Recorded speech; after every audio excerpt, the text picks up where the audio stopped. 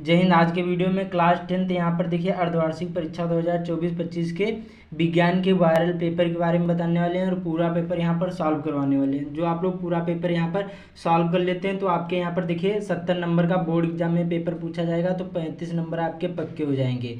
जो अर्धवार्षिक परीक्षा के पेपर होते हैं इनमें से बहुत सारे क्वेश्चन आपके बोर्ड एग्जाम में पूछे जाते हैं और इसी टाइप से इसी पैटर्न पर आपके बोर्ड एग्जाम में पेपर भी आएगा विज्ञान का। तो यहाँ पर देखिए समय 3 घंटा 15 मिनट होगा। निर्देश दिए ये आपको पढ़ लेना है, मैं नहीं पढ़कर बताऊंगा, सेम वही होता है हर बार। तो खंड आ में 20 अंक के बहुविकल्पी क्वेश्चन है और ये एग्जाम से पहले जरूर तैयार कर लो। वेरी वेरी मोस्ट इंपॉर्टेंट सारे क्वेश्चन होते हैं। पहला है यहाँ पर हमारा, निम्न में से किस दर्पण का दृष्टि क्षेत्रफल अधिकतम होता है, और सारी चीज़ें बताऊंगा कि कौन से जो यहाँ पर फिजिक्स केमिस्ट्री और बायो ये होती हैं तीनों, कि कहाँ पर कितने नंबर के कौन से क्वेश्चन पूछे जाते हैं ये भी बताऊंगा। ठीक है, तो यहाँ पर पहला क्वेश्चन, निम्नलिखित में से किस दर्पण का दृष्टि जो क्षेत्रफल होता है अधिकतम होता है, उत्तल दर्पण का कि समतल दर्पण का कि अवतल दर्पण का कि इनमें से कोई नहीं। तो ये उत्तल दर्पण का जो दृष्टि क्षेत्रफल होता है सबसे ज़्यादा अधिकतम होता है यहाँ पर। अगला हमारा, कि प्रकाश का प्रकीर्णन सबसे अधिक किस में होता है, किस रंग में होता है, पीले रंग में कि लाल रंग में कि हरे कि यहाँ पर नीले। तो सबसे ज़्यादा यहाँ पर किस में होता है यहाँ पर, तो जो इसमें सबसे ज़्यादा यहाँ पर होता है तो इसका राइट आंसर यहाँ पर हो जाएगा डी वाला, नीले रंग में होता है। सबसे अधिक किसमें होता है, नीले रंग में, और सबसे कम किसमें होता है, लाल रंग में। ये भी ध्यान रखना है। ठीक है, अगला सूर्य श्वेताभ प्रतीत होता है। श्वेताभ का मतलब सफेद दिखाई कब देता है, सूर्योदय के काफी पूर्व की, सूर्योदय एवं सूर्यास्त के समय की, दोपहर के समय की, अनंत से कम दूरी पर। तो ये देखिए यहाँ पर कब होता है, दोपहर के समय क्या होता है, सफेद प्रतीत होता है, चाहे आप लोग देख लेना। अगला है, अत्यधिक उच्च प्रतिरोध वाला पदार्थ कहलाता है। जो अत्यधिक उच्च प्रतिरोध वाला होता है पदार्थ ये क्या कहलाता है, तो ये देखिए विद्युत रोधी कहलाता है। डी वाला हमारा राइट आंसर हो जाएगा। अगला है, विद्युत धारा उत्पन्न करने की युक्ति को क्या कहते हैं, जनित्र की, गैल्वेनोमीटर की, अमीटर की, मोटर में, यहाँ पर मोटर कहते हैं। तो यहाँ पर विद्युत धारा उत्पन्न करने की युक्ति को हम क्या बोलेंगे, जनित्र बोलेंगे। ये क्या होता है, यांत्रिक ऊर्जा को यहाँ पर विद्युत ऊर्जा में प्रवाहित कर देता है। अगला है, विद्युत विभवांतर का मात्रक क्या होता है, एम्पियर होगा कि ओम, वोल्ट, वाट। तो ये बहुत ज़्यादा इंपॉर्टेंट है। तो इसका हमारा राइट आंसर यहाँ पर क्या हो जाएगा, very very most important question है, वोल्ट हो जाएगा। क्या होगा, वोल्ट। अगला हमारा क्वेश्चन यहाँ पर है कि कांच का अपवर्तनांक अधिकतम होता है। जो कांच का अपवर्तनांक होता है अधिकतम किस में होता है, हरे रंग में कि पीले रंग में कि बैंगनी रंग में कि यहाँ पर लाल रंग में। तो राइट आंसर यहाँ पर हो जाएगा, कांच का जो यहाँ पर अधिकतम जो अपवर्तनांक होता है ये किस में होता है, ये बैंगनी रंग में होता है।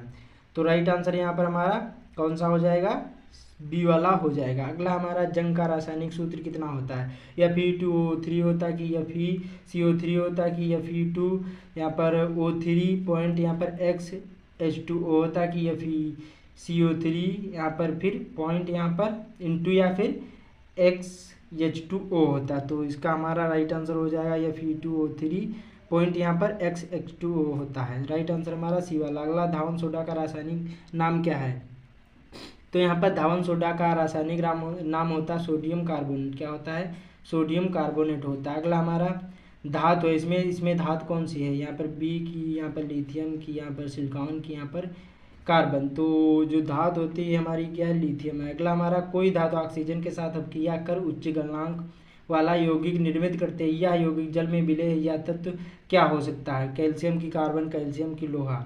तो यहाँ पर सिलिकॉन। तो यहाँ पर देखिए, जो कोई धातु जैसे ऑक्सीजन के साथ अभिक्रिया कर उच्च गलनांक वाला यौगिक निर्मित करते तो यौगिक जल में विलय होगा। क्या होगा, जल में विलय होगा। तो ऐसा तत्व क्या कहलाएगा, तो ऐसा तत्व हमारा जो कहलाता है ये क्या कहलाएगा, यहाँ पर ए वाला हो जाएगा, कैल्शियम कहलाएगा। क्योंकि ये जल क्या होता है, H2O में विलय होगा तो कैल्शियम ही विलय हो जाएगा। अगला हमारा है, और ये NCERT क्वेश्चन है। अगला है, एसिटिक अम्ल का IUPAC नाम क्या है, तो एसिटिक अम्ल का IUPAC नाम होता है यहाँ पर क्या होता है, एथेनोइक अम्ल होता है। इसका सूत्र कितना होता है, C2H5OH होता है।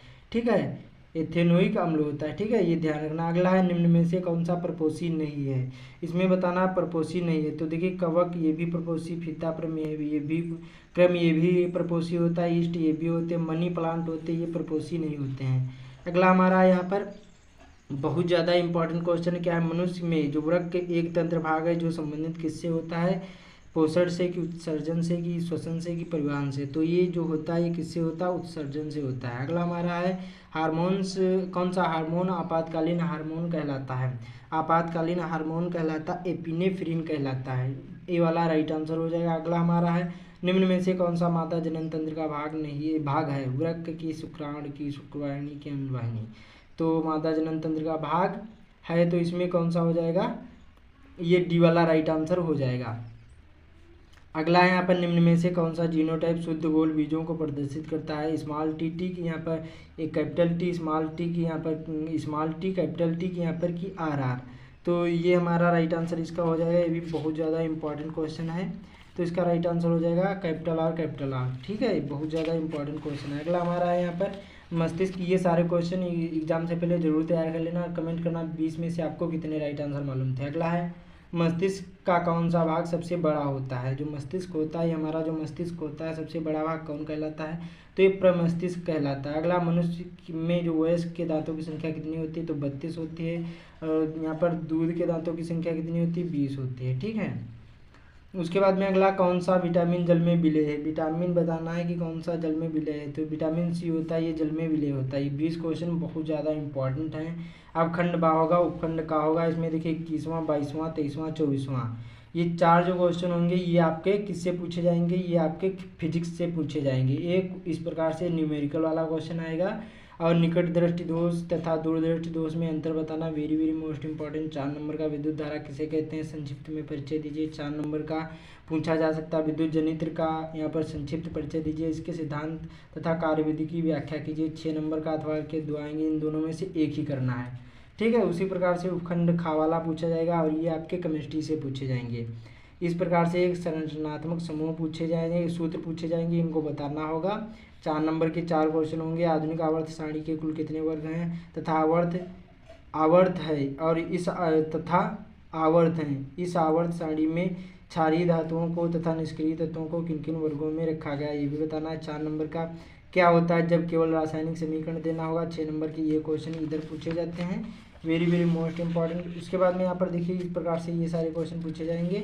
आखिरी में एक होगा, ये क्वेश्चन होगा, ये भी करो चाहे अथवा करके जो आता है आपको जो पता वही करना। ठीक है, फिर यहाँ पर उपखंड गा वाला होगा, ये आपके बायो से पूछे जाएंगे। पाचक रस किसे कहते हैं, very very most important question है। और उसके बाद में यहाँ पर पान रंध्र के खुलने और बंद होने की क्रियाविधि का सचित्र वर्णन कीजिए। एक चित्र बनाने को जरूर आएगा, चाहे जो भी आ सकता है, ये भी ध्यान रखना। पोषण क्या होते हैं, बहुत ज़्यादा इंपॉर्टेंट क्वेश्चन है। नर के मादा जनन तंत्र का वर्णन करना है, बहुत ज़्यादा इंपॉर्टेंट है। मनुष्य के यहाँ पर, उसके बाद में अगला, या फिर प्राकृतिक संसाधनों के संपोषित प्रबंधन पर एक निबंध लिखना है। 6 नंबर की इस प्रकार से आपके बोर्ड एग्जाम में क्वेश्चन आएगा। जैसे मैंने बताया सेम इसी पैटर्न पर इनमें से बहुत सारे क्वेश्चन पूछे जाएंगे। तो इस वीडियो को ज़्यादा से ज़्यादा शेयर कर देना। बाकी चैनल पर पहली बार आए चैनल को सब्सक्राइब भी कर लेना। तो मिलते हैं अगले वीडियो में।